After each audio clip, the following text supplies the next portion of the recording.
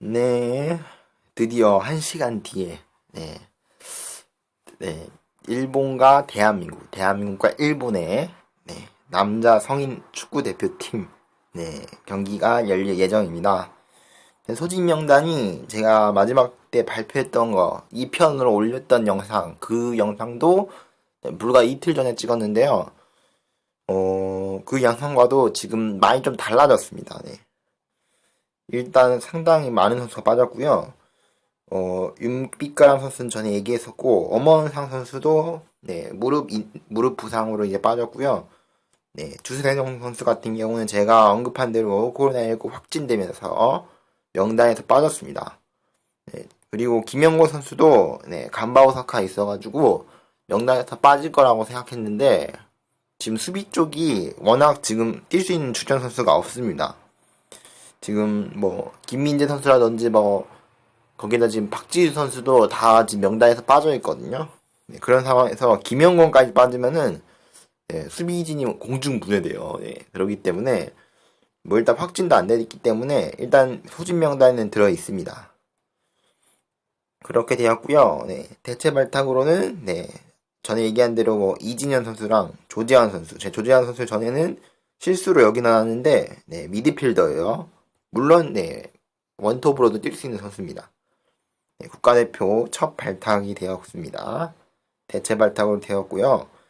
이동현 선수도 됐다는 거 제가 저번에 얘기 드렸죠. 자, 그렇게 되었고요.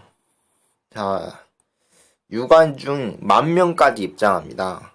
72,327석을 수용할 수 있는데요. 그 중에 10,000석까지 입장이 가능하고요. 중계는 MBC에서 7시 반에 중계할 예정입니다. 7시 반.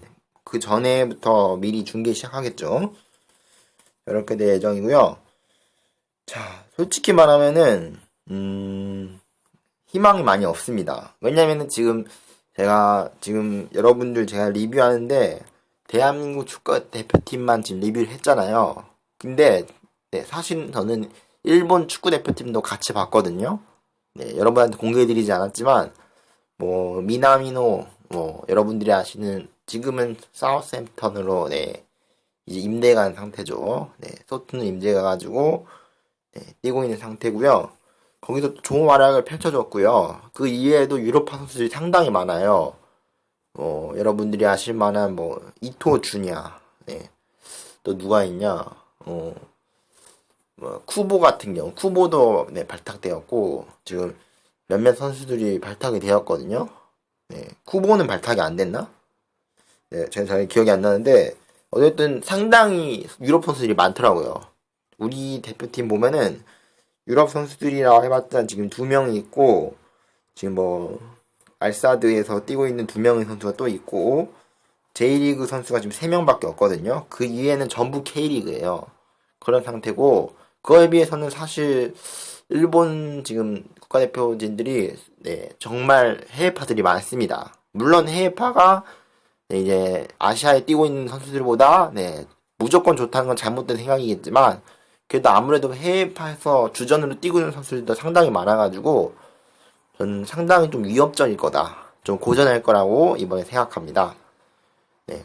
10년 전이죠. 2011년 삿포로에서 열렸던 경기 이후로 10년 만에 일본 원정을 오게 되었고요. 구체적인 횟수로는 2019년이죠. 2019년 동아시안컵, 우리나라에서 열렸던 동아시안컵 이후로 오랜만에 일본이랑 맞붙게 되었습니다. 자, 과연 그때 삿포로 참사를 다시 모면할 수 있을까요? 여러분들 관심 있게 지켜봐 주시고요. 자, 그러면은 바로 경기로 넘어가도록 하겠습니다. 경기가 보통 다 끝나고 리뷰를 하는데요. 후반 40분. 그러니까 후반 40분이면은 85분까지 본 거죠. 85분까지 보고 남은 시간은 안 보기로 했습니다. 왜냐면은 지금 현재 3대 0으로 일본이 이기고 있습니다. 솔직히 라인업도 그렇고 주전 선수들 많이 빠져가지고 제가 앞에 영상 얘기한 대로 우리나라가 질 확률이 있다. 이기기 힘들다라 그런 관측도 나왔는데 그건 물론 객관적으로 평가했을 때 그런 거고요.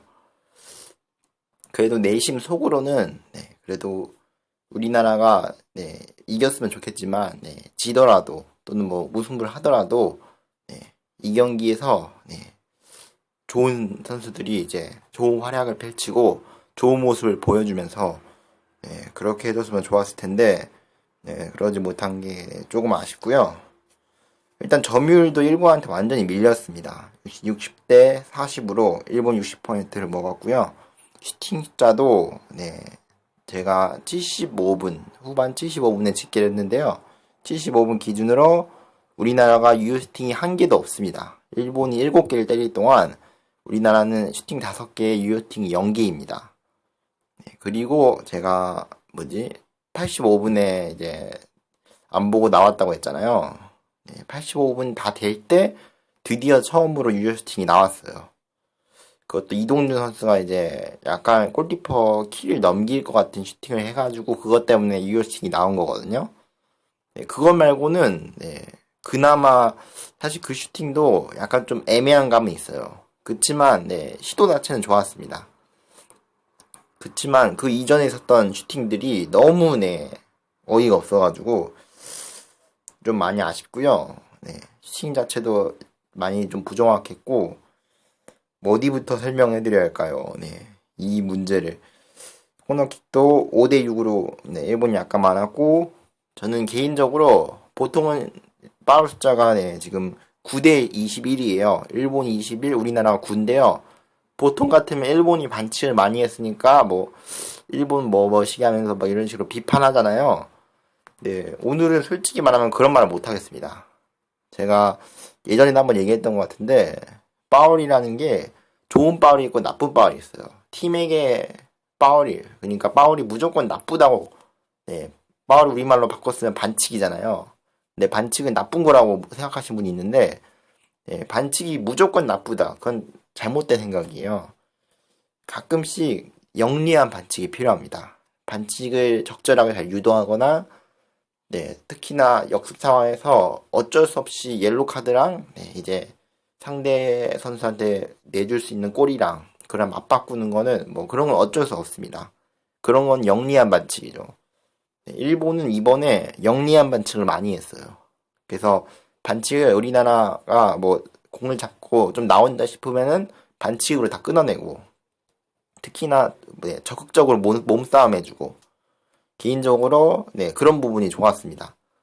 제가 어쩌다 보니까 일본 축구대표팀의 좋은 점을 얘기하고 있는데 그만큼 우리나라 축구대표팀이 몸싸움에서 완전히 밀렸어요. 피지컬 부분에서 보통이면 반대로 생각하잖아요.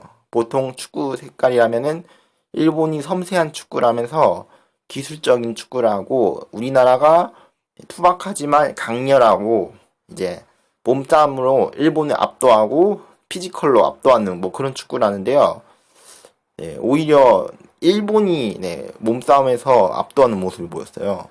그래서 보통 때랑 좀 약간 반대다 그런 느낌이 들었고요. 조직력이 우리나라가 물론 많이 떨어졌어요. 워낙 급조되어 만든 팀이기도 하고 제가 처음 이 영상을 찍은 지가 이 전에 올렸던 영상을 찍은 지가 10일밖에 안 됐거든요. 그만큼 물론 그 전부터 이제 당사자 협회 간에 이제 어느 정도 얘기가 오갔겠지만 언론에 나온 지는 불과 10일 전이거든요. 그만큼 아주 급하게 추진됐어요.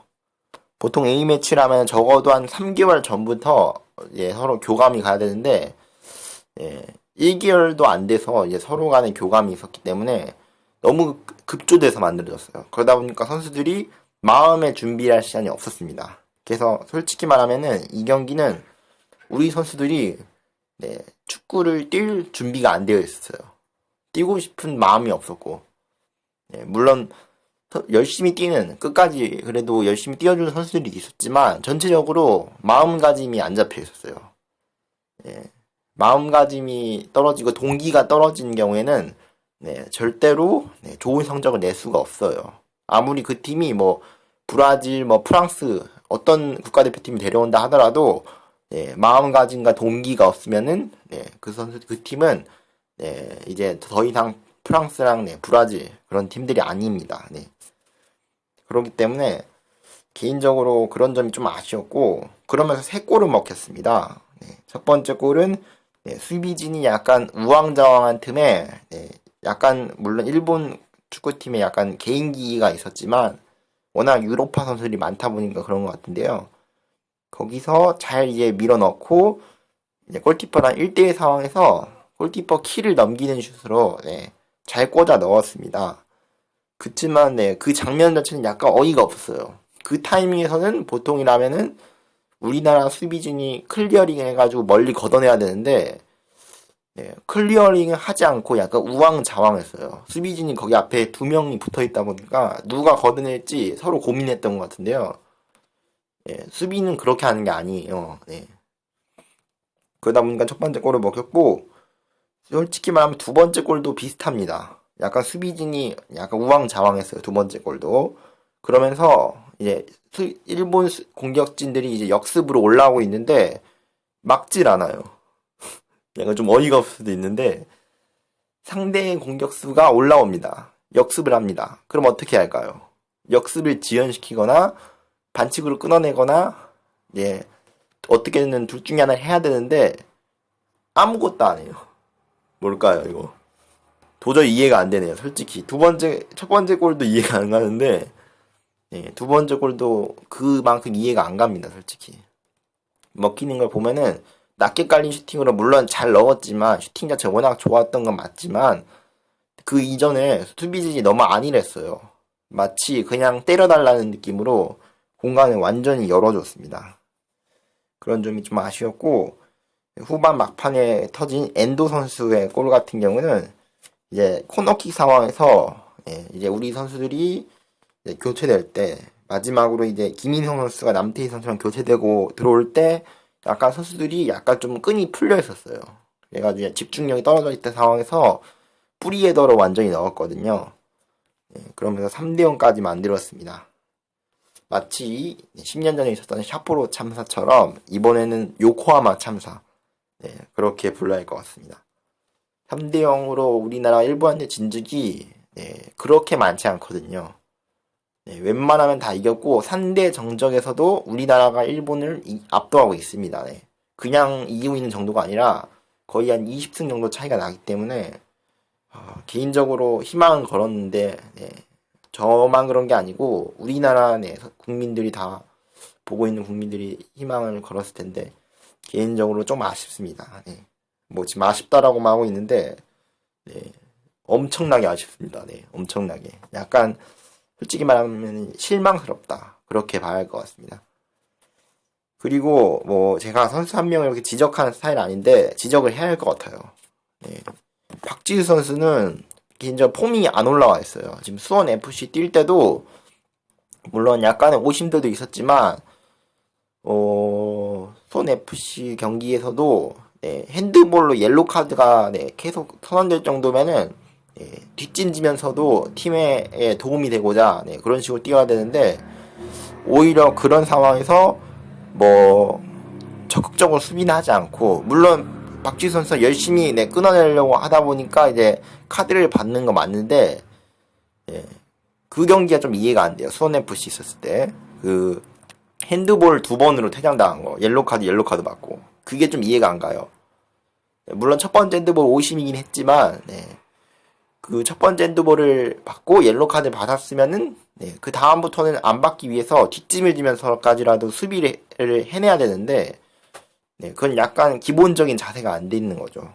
제가 뭐 이런 식으로 비판하는 스타일 아닌데 오늘 경기에 크로스 같은 거 일본 선수들이 크로스 올라왔을 때 적극적으로 막아줘야 되는데 막아주지 않아요. 그냥 알아서 크로스 올려달라는 느낌으로 그러다 보니까 계속 위협적인 크로스가 중앙으로 쭉 올라왔고 박지수 선수가 커버를 올라오는데 공격도 그렇고 수비도 그렇고 개인적으로 좀 많이 아쉬웠어요. 물론 박지수 선수만 그런 게 아니라 지금 옆에서도 다른 선수들도 다 비슷합니다. 상황이 좀 많이 아쉬웠고 옆에 있는 선수 얘기하다 보니까 지금 홍철 선수도 한번 얘기를 해야 할 텐데요. 뭐 홍철 선수는 물론 본인 나름대로 열심히 버텨주려는 모습이 보였는데요. 예, 그래도 몸이 올라오지 않았어요. 뭐 홍명보 감독님도 홍철 선수가 명단에 올라가지고 벤투 감독님이 차출한다고 했을 때 왜 이 선수를 차출하려는지 모르겠다라고 할 정도로 컨디션이 진짜 떨어져 있었어요. 소속팀 경기에서도 출전을 안 하고 있었고요. 그 자리에 뭐 서령우 선수라든지 뭐 김태현 선수가 많이 올라왔는데, 예, 그러다 보니까 개인적으로는 왜 홍철을 저도 발탁한지 모르겠습니다. 예, 홍철 선수가 뭐 자격이 없다는 건 아닌데요. 예, 지금이 적기가 아니에요. 예, 컨디션이 너무 떨어져 있어요. 폼이 떨어져 있다 보니까 코너킥 상황에서 이제 공 올려주는데 다 짧아요. 코너킥이. 네, 제대로 들어간 코너킥이 하나도 없었습니다. 그래가지고 좀 많이 아쉬웠고요. 전체적으로 짧다 보니까 본인 홍철 선수도 열심히 하려고 했던 것 같은데, 예, 그 열심히 한 대로 어쨌든 결과가 안 나와줬기 때문에, 예, 프로라는 게 이제 결과가 중요하거든요. 어떻게 나는지, 자신의 크로스가 이제 공격선에 배달이 돼가지고 어떻게 결론이 나는지, 그게 제일 중요하기 때문에, 예, 그런 면을 봤을 때는 뭐 폼도 그렇고 뭐 그런 건 다 빼고도, 예, 확실히 좋지 못한 모습을 보여줬습니다. 그리고 이 두 명 선수만 지금 비판했는데요. 전체적으로, 네, 확실히 부정확했어요. 패스 미스가 많았고 연계가 좀 부정확했었고요. 뭐 벤투 감독님이 뭐 빌드업을 외쳤는데 솔직히 말하면 오늘 경기는 빌드업이 전혀 안 됐어요. 이게 빌드업인가 할 정도로 특히나 수비진이 이렇게 강하게 비판할 줄 몰랐는데 오늘 경기는 수비진이 아무것도 안 됐어요, 진짜. 수비진 여러분들한테는 죄송하지만 이 지금 4명의 수비진이 아무것도 안 됐어요, 진짜. 뭐 하나 잘하는 선수가 없었습니다. 네. 뭐 하나 뭐 물론 네, 열심히 뛰어줬겠지만 뭐 이게 뭐 동네 축구도 아니잖아요. 동네 축구라면 몰라도 이거는 네, 프로 축구예요. 그것도 국가대표예요. 국가대표입니다. 네. 아무리 부상으로 선수들이 빠졌다 하더라도 국가대표예요. 국가대표이기 때문에 국가를 대표해서 사명감을 가지고 뛰어야 되는데 오늘 경기는 아니었어요. 진짜 완전 잊어버리고 싶을 정도로 오늘 경기는 개인적으로 끔찍했습니다. 네, 끔찍했다는 표현가 있었고요. 상대에게 계속 공간을 내줬습니다. 크로스 부분도 그렇고 중앙으로도 계속 일본 공격 수진들이 이제 되게 단순하거든요. 뒤에서 이제 스루패스를 찔러주고 중앙에서 한 명의 수비진이 돌파하는 방식으로 계속 그렇게 뚫었는데 그나마 네, 골키퍼 선방을 막혀서 그렇지 오늘 진짜 골키퍼가 극한 직업이었거든요. 골키퍼만 눈에 띄었고 수비진에서는 좀 많이 아쉬웠어요. 그러다 보니까 계속 네, 돌파가 뚫렸고 그러다 보니까 우리 수비진이 그렇다고 해서 뭐 상대 일본 수비진을 몸싸움으로 적극적으로 밀지도 않고 뭐 스피드로 압도하는 것도 아니고 이도 저도 아니고 그냥 뚫려요. 패스 하나로 바로 뚫려버려요. 어이가 없죠. 저도 진짜 어이가 없어요, 여러분. 진짜 이런 말 안 하고 싶은데 진짜 어이가 없었습니다. 네. 웃을 일이 아닌데 그러다 보니까 후반 막판에 경기를 볼 자신이 없어요. 이 경기를 내가 왜 보고 있지? 그런 생각이 들었어요. 제가 어지간히 지고 있는 경기도 끝까지 보고 냉정하게 판단하려고 하는데 그러면서 마지막에는 그래도 열심히 뛰어주신 선수 여러분, 네, 그래도 감사합니다. 지더라도 나름대로 이런 부분 대해서는 얻은 게 있습니다라고 얘기를 할 텐데 죄송합니다, 진짜. 국가대표 축구 여러분들 그리고 죄송합니다. 솔직히 말하면은 지금 제가 비판하고 싶은 거는 물론 선수들이 열심히 못 뛰어준 것도 그렇지만 일단 이 선수들을 왜 발탁하려는지 이해가 안 되는 일단 네, 이 선수들이 명단에서 뽑은 선수들도 약간 이해가 안 됐고, 그 전부터 솔직히 저는 약간 이 명단이 아니죠. 이 위에 있는 명단이죠. 이 위에 있는 명단이, 네, 약간 이해가 안 됐어요. 왜 이 선수를 뽑았을까? 네, 약간 좀 이해가 안 됐는데, 물론 자기 역할을 해주려고 노력한 선수들도 보였고, 뭐, 이동준 선수도, 네, 이제, 뒤에서 이제 수비진이 계속 뚫리고 골을 먹히다 보니까 자신감을 잃었어요. 이동준 선수가. 장점이 돌파거든요. 근데 돌파가 기본적으로 자신감이 장착돼야지만 할 수 있는 건데 수비진이 계속 열리니까 공격을 할 수 없어요. 이동준 선수. 공격을 가고 싶은데 공격이 안 돼요. 연계도 안 되기 때문에 자기가 뭘 보여주고 싶은데 보여주질 못합니다.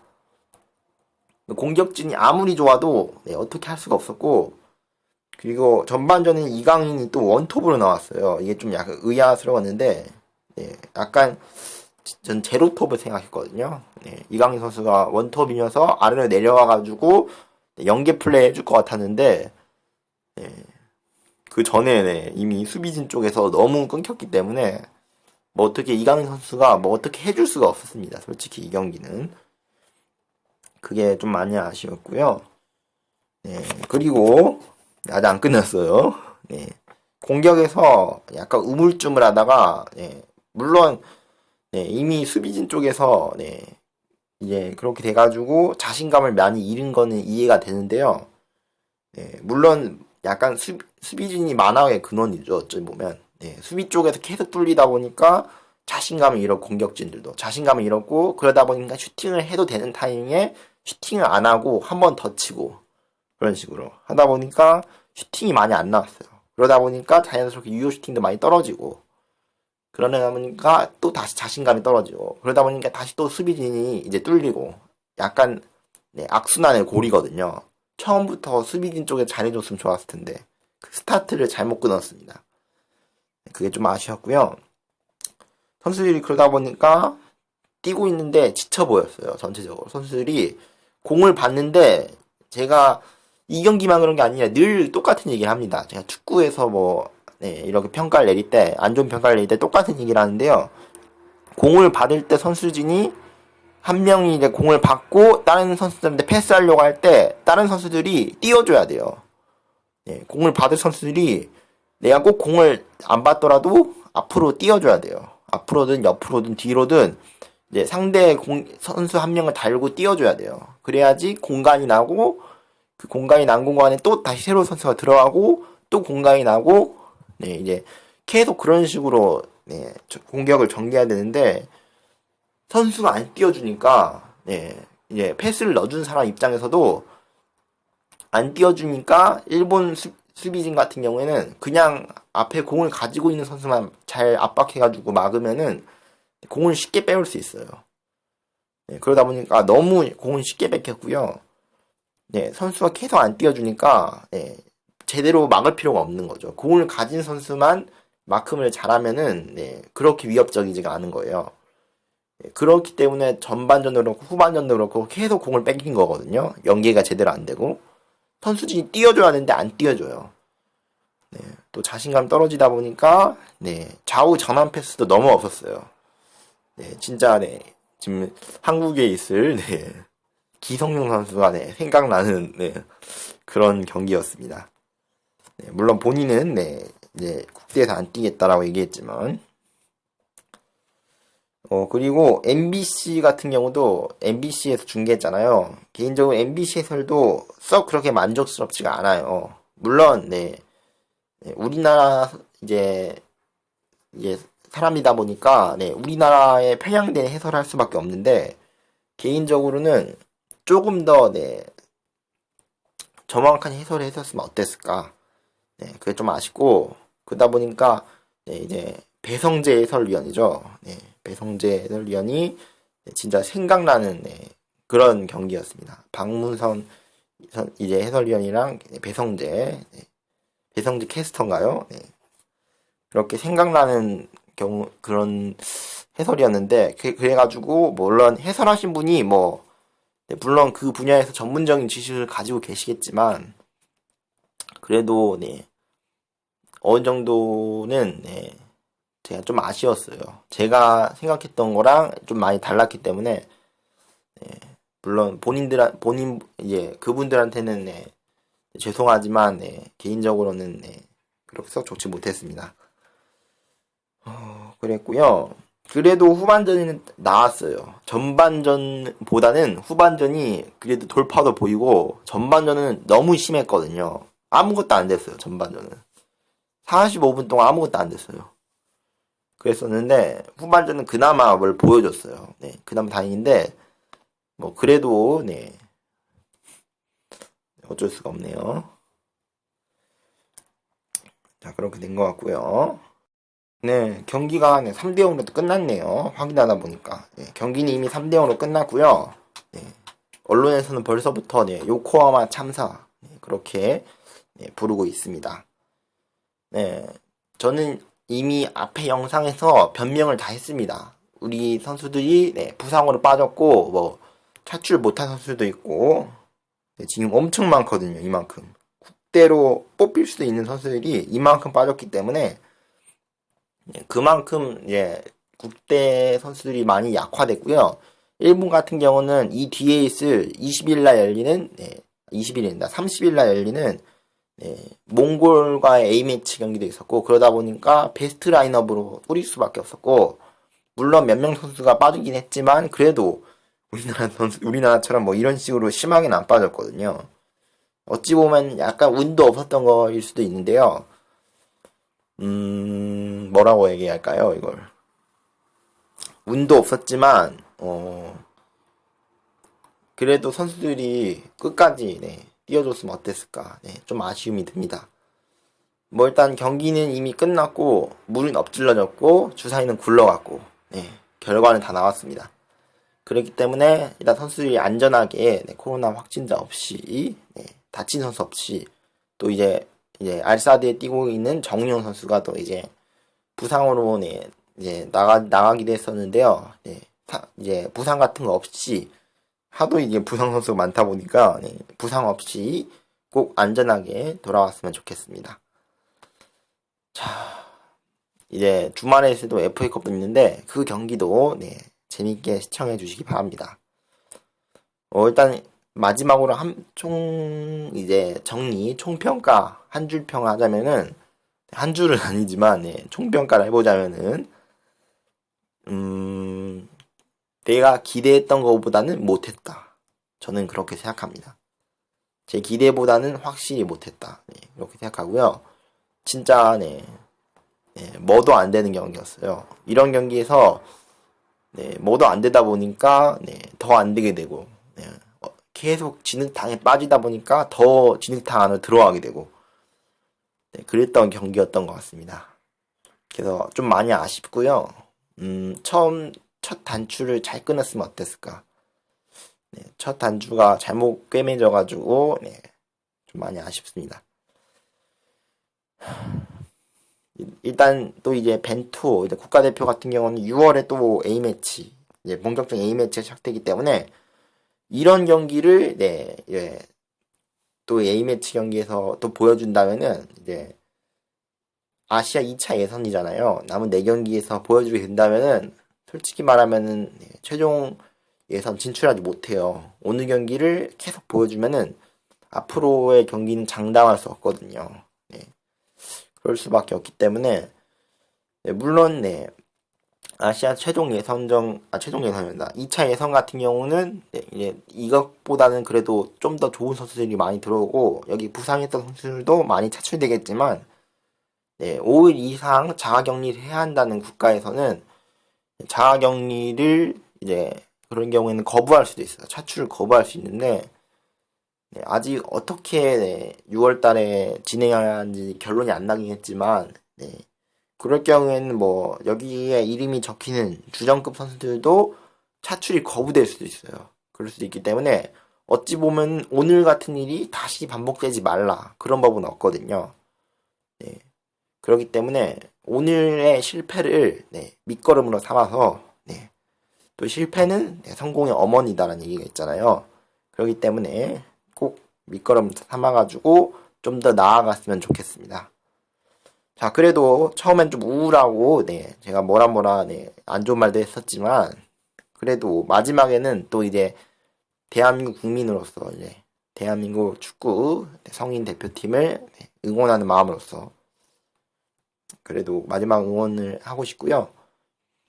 또 이제 4월 달에는 또 이제 여자 축구 대표팀이 또 이제 중국이랑 1, 2차전 도쿄올림픽 경기가 이제 최종 예선 경기가 있기 때문에 이긴 팀이 바로 티켓이 없기 때문에 지금 도쿄올림픽이 사실상 거의 개최되는 게 확정되었어요.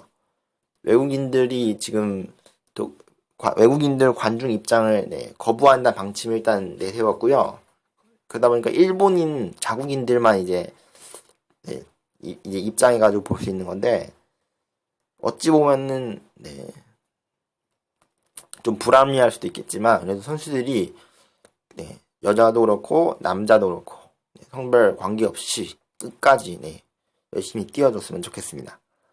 네, 그러면은 저는 더 좋은 컨텐츠로 찾아뵙도록 하겠습니다. 꼭 오늘의 패배를 밑거름으로 삼아서 다시는 이런 일이 없기를 네, 바랍니다. 그럼 여러분 안녕히 계세요. 빠이.